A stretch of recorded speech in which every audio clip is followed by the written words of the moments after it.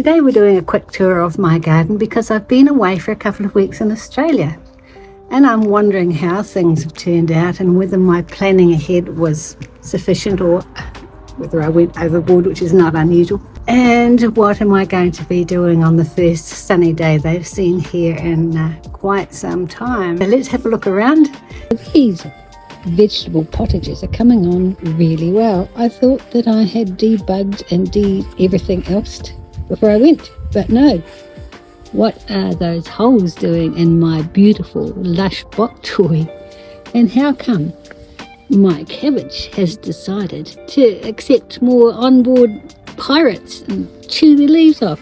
That's just not fair, I say. However, this is nature and this is gardening. We're always trying to figure out what works. But this frost cover has done it remarkably well. There's been a lot of potential frost, but also heavy rain and wind.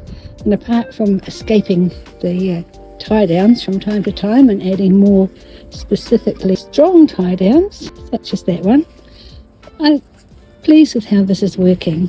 Another area I was wondering how it would develop when I wasn't looking at it was my restarted cabbages. These, if you have looked at some of one of my other videos on what to do when the white cabbage butterfly kills your plants, is to cut it off at the base, which I did, and repot them. And so they are all growing. In fact, they're growing with enthusiasm and some with 2 or 3 potential heads. I've pruned those back because I think more than 2, like this one, is just too much of a stress on one small root system. So this I'm keeping to see how it works. These other 3 I'm hoping for a harvest at some point of a cabbage. Might even get into my garden once it's now it's survived in the pots, and with this nice little anti-thrush or blackbird cover. And so the leaves are falling.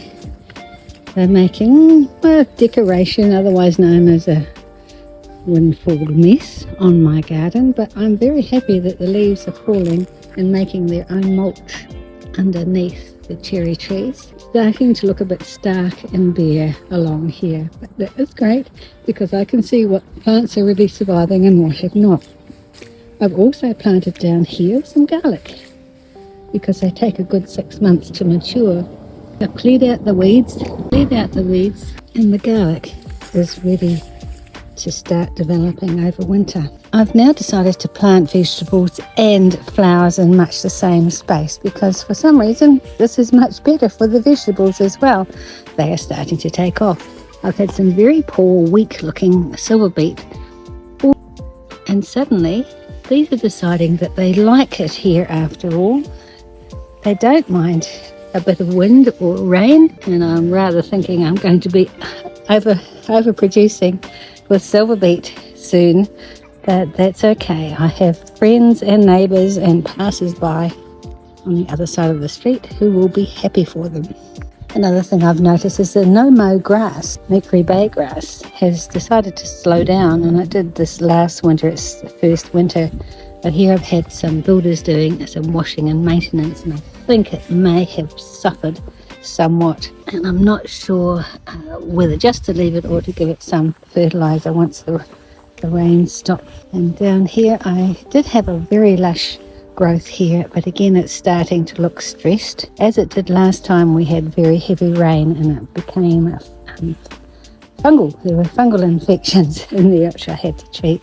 This is where I've had my hose, and it was all lush, and it just shows me that because the hose is no longer hidden, it shows me that everything's just dying down and getting ready for the winter growth or rest period, which is just fine.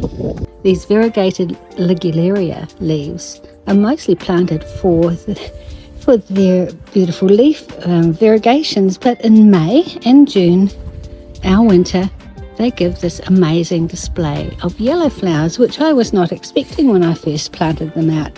In fact, this year they're even more prolific than they were on their first season.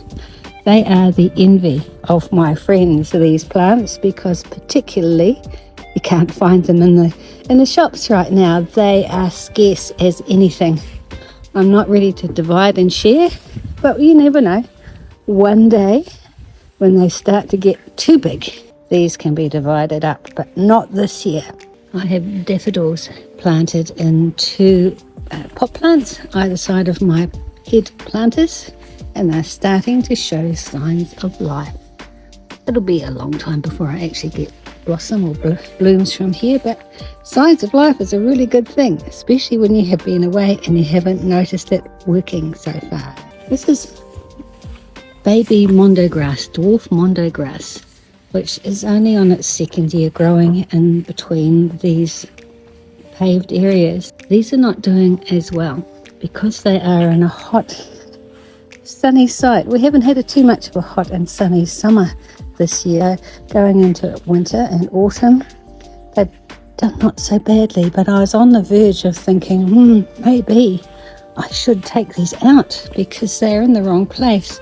And that's the thing about going around different gardens and visiting garden festivals. You get hung up on an idea, you're sure it's going to work for you, but for some reason, just the position or your soil conditions or climate, it's not exactly the same and it may not work. Trial and error. Wonder and wait. And very often you're just planning. Could be planning a new patch or planting some more seedlings or plantings, but there's very little else to do. I've got it mulched, I've got the fertilizer on for the winter, natural, and I'm waiting impatiently. I am waiting impatiently for spring to start evolving, but this is winter and I'll just have to sit and take a rest on my beautiful garden furniture.